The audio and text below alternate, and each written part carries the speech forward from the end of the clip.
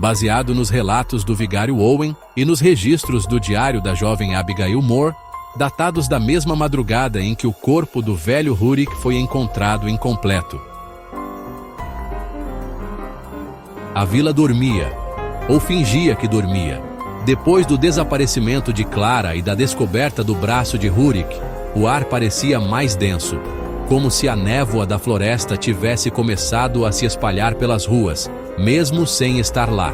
Os cães já não latiam, só olhavam para a floresta e gemiam, os olhos perdidos em algum vazio que nenhum humano parecia ver. Naquela noite, o vigário Owen, homem de fé fervorosa e gestos metódicos, encontrava-se ajoelhado diante do altar, como fazia todas as terças-feiras, desde que assumira a capela. Mas suas orações, normalmente tranquilas, tropeçavam. Algo o desconcentrava.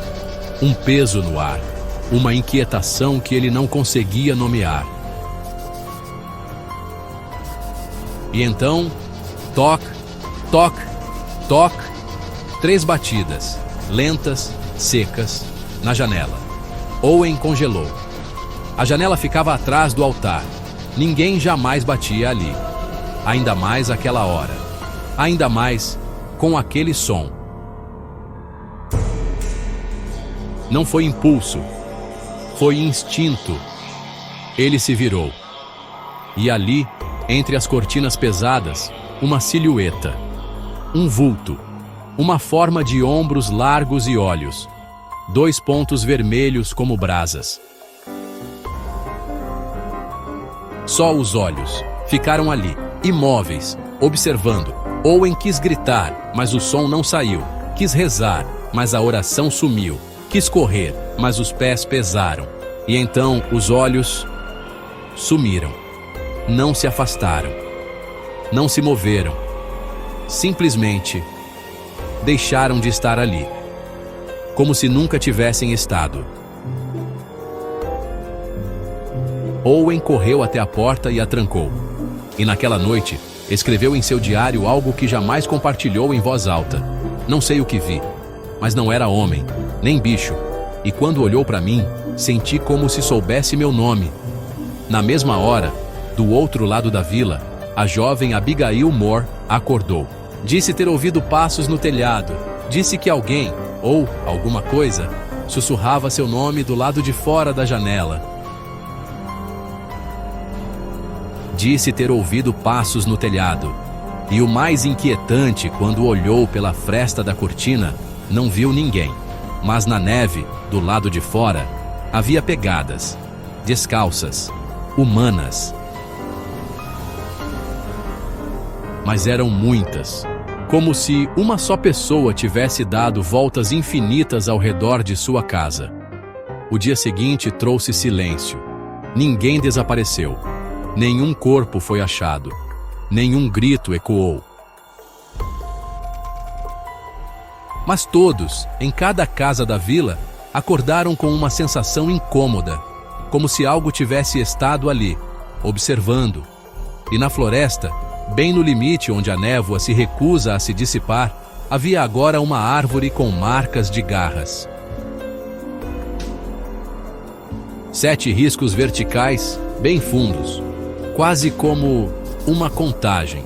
E isso era apenas o início do que viriam a chamar de as noites sem lua. A primeira das noites sem lua começou com silêncio, terminou com sangue. A noite caíra sobre a vila com uma frieza cortante. Aquelas sombras alongadas, trazidas pelo luar encoberto, pareciam mais densas, mais atentas.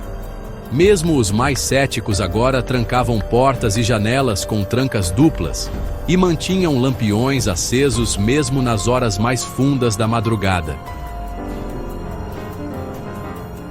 Mas como se trancar contra o que não se vê? Na extremidade norte da vila, cercado por campos secos e uma cerca simples de madeira, ficava o celeiro de Elias Morven, um dos homens mais respeitados da vila. Sorridente, gentil, do tipo que conhecia cada nome, cada história, cada perda dos moradores. Naquela noite, Elias recebia a visita de seu vizinho, Tom Halbert, homem mais calado, mas igualmente atento. Ambos estavam sentados em bancos improvisados, cada um com uma caneca de cerveja quente nas mãos, as vozes baixas diante dos últimos acontecimentos. Naquela noite, Elias recebia a visita de seu vizinho, Tom Halbert, homem mais calado, mas igualmente atento. Ambos estavam sentados em bancos improvisados, cada um com uma caneca de cerveja quente nas mãos, as vozes baixas diante dos últimos acontecimentos. Elias: também acho. É muito estranho a senhorita Clara sumir, e logo depois o velho Rurik ser encontrado morto. Bom, pelo menos é o que parece, já que seu braço foi arrancado fora. Elias passando a mão na barba, inquieto. Tom: não será um animal selvagem? Tipo um urso? Tom olhando para a escuridão pela fresta do celeiro. Elias retruca: ursos? Você sabe bem que não tem mais ursos nessas terras há 7 anos. E tem mais. Se fosse mesmo um urso, a gente já teria ouvido ou visto pegadas claras. Essa coisa, seja lá o que for, não é um urso. Tom ia responder, mas foi interrompido. Tum! Um som pesado. Do lado de fora. Tum! Tum! O barulho rodeava o celeiro. Passos lentos, arrastados, mas ritmados. Elias ergueu a mão, pedindo silêncio. Seus olhos se arregalaram ao perceber a cadência estranha. 1, 2, 1, 2, direita, esquerda, direita, esquerda. Isso não são patas? Sussurrou Tom. Era como se alguém ou algo estivesse caminhando ereto, nas patas traseiras. Antes que conseguissem se mover, um estrondo violento arrombou a lateral do celeiro. A madeira voou em estilhaços. E então ela entrou. Não há descrição suficiente. Nem os olhos mais acostumados ao sangue conseguiriam detalhar aquilo que os atacou. Era veloz, era forte, era faminta. Os gritos de Elias e Tom cortaram a noite como navalhas. Por um instante, toda a vila pareceu se congelar ao ouvi-los. Mas ninguém teve coragem de sair. Ao amanhecer, quando finalmente um grupo de 5 homens decidiu ir até lá, todos armados, o que encontraram não era uma cena, era um massacre. O celeiro estava destruído, como se uma fera tivesse rasgado o lugar por dentro, feito de papel e ossos.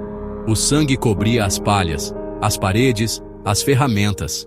Elias Morven e Tom Halbert não estavam lá. Apenas 2 pares de botas ensanguentadas, voltadas para a entrada, e marcas de garras enormes no solo de terra batida. O que restava da vila reunia-se agora ao redor da capela. O vigário Owen dizia que era hora de buscar ajuda, de pedir proteção divina. Mas um garoto, o aprendiz do ferreiro, comentou que naquela noite, entre os uivos distantes, ouviu algo diferente. Alguém rindo. Não era um som alto, mas era uma risada fina, baixa, ecoando pela mata como o sussurro de uma criança. E quando perguntaram se ele tinha certeza, o garoto respondeu: sim, era uma voz pequena, mas disse meu nome. E na segunda noite, ninguém ousou dormir. E na segunda noite, ninguém ousou dormir.